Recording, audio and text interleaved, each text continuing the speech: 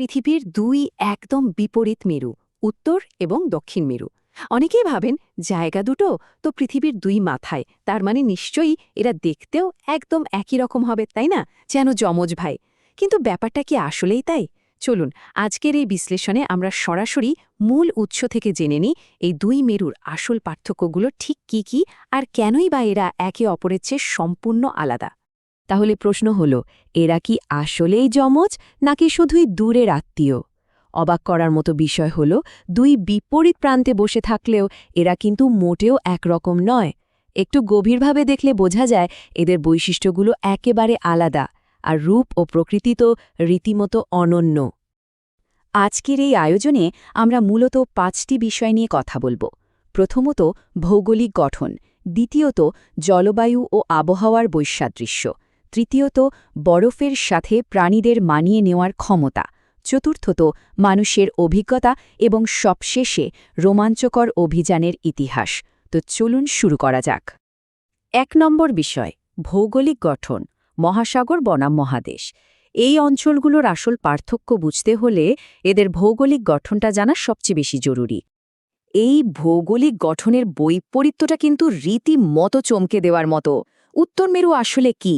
এটি মূলত বরফে ঢাকা আর্কটিক মহাসাগর, যার চারপাশে রয়েছে কানাডা, গ্রিনল্যান্ড এবং রাশিয়ার মতো বিশাল সব স্থলভাগ।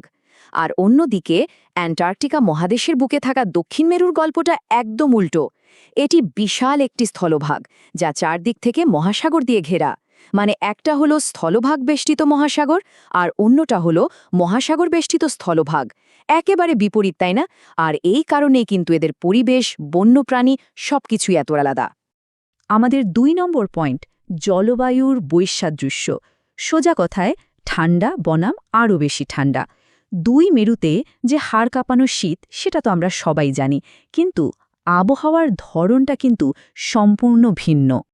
যেমন ধরুন, উত্তর মেরুর আর্কটিক জলবায়ুতে দেখা যায় দীর্ঘ অন্ধকার শীতকাল আর ছোট কিছুটা ঠান্ডা গ্রীষ্মকাল। কিন্তু দক্ষিণ মেরু, ওটা যেন প্রকৃতির এক নির্মম যুদ্ধক্ষেত্র। অ্যান্টার্কটিকার জলবায়ুতে রাজত্ব করে হাড় কাঁপানো তীব্র ঠান্ডা আর প্রচণ্ড শক্তিশালী ধ্বংসাত্মক সব ঝোড়ো বাতাস। উত্তর মেরুর তুলনায় দক্ষিণ মেরুর পরিবেশ আসলেই অনেক বেশি রুক্ষ আর কঠিন।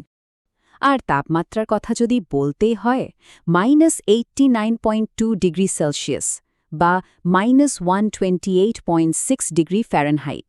হ্যাঁ, ঠিকই শুনেছেন, পৃথিবীতে রেকর্ড করা এ যাবৎকালের সবচেয়ে শীতলতম তাপমাত্রা এটি। আর বলাই বাহুল্য, এই অবিশ্বাস্য রেকর্ডটি দক্ষিণ মেরুরই দখলে। বুঝতেই পারছেন ওখানকার আবহাওয়া কতটা চরম পর্যায়ে যেতে পারে। এবার আসা যাক 3 নম্বর বিষয়ে, বরফের পরিবেশে মানিয়ে নেওয়ার ক্ষমতা। পশম বনাম ফ্লিপার।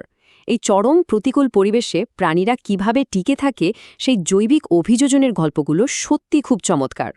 একটু খেয়াল করলেই দেখবেন, উত্তর মেরুর প্রাণীরা, যেমন মেরু ভাল্লুক, আর্কটিক শিয়াল বা সিন্ধুঘটক, এরা এই তীব্র ঠান্ডা থেকে বাঁচতে নির্ভর করে শরীরের ঘন পশম আর পুরু চর্বির স্তরের উপর। কিন্তু দক্ষিণ মেরুর চিত্রটা ভিন্ন। সেখানে রাজত্ব করে পেঙ্গুইন, সিল বা তিমির মতো প্রাণীরা।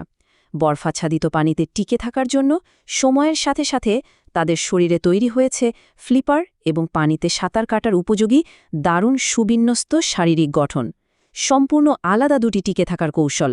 4 নম্বর পয়েন্টটি হল মানুষের অভিজ্ঞতা। এই দুর্গম অঞ্চলগুলোতে আধুনিক যুগের অভিযাত্রীদের পা রাখা কতটা কঠিন, চলুন সেটাই দেখা যাক।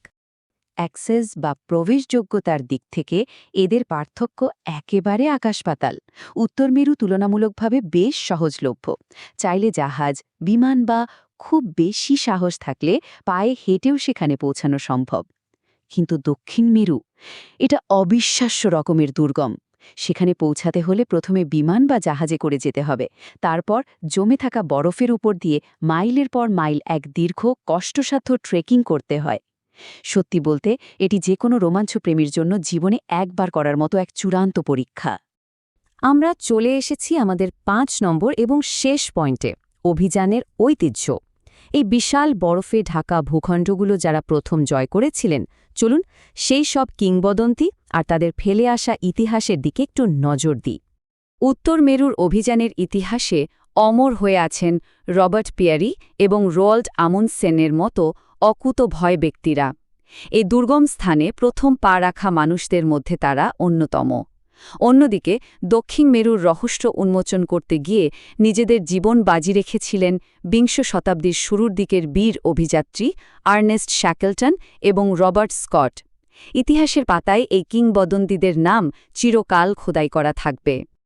এত সব পার্থক্য আর বৈসাদৃশ্যের পরও আজ একটি জায়গায় এসে এই দুই মেরু কিন্তু মিলে গেছে, আর সেটা হলো বিজ্ঞান।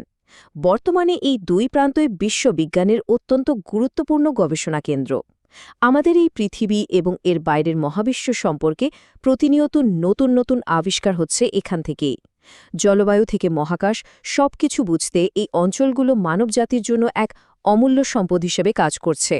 সবশেষে একটি প্রশ্ন থেকেই যায়, এই দুই মেরু অভিযানের মধ্যে কোনটি আসলে সবচেয়ে বড় চ্যালেঞ্জ? ভৌগোলিক অবস্থা, জলবায়ু এবং দুর্গমতার যে চিত্র আজ আমরা বিশ্লেষণ করলাম, তা থেকে খুব সহজেই হয়তো আন্দাজ করা যায় কোনটা বেশি রোমাঞ্চকর। কে জানে, হয়তো এই আলোচনাটি শোনার পর অনেকেই মনে মনে একটি মেরু অভিযানের ছক কষতে শুরু করেছেন। আজকের এই তথ্য বিশ্লেষণ এখানেই শেষ হচ্ছে। কথা হবে পরবর্তীতে চমকপ্রদ নতুন কোনো বিষয় নিয়ে।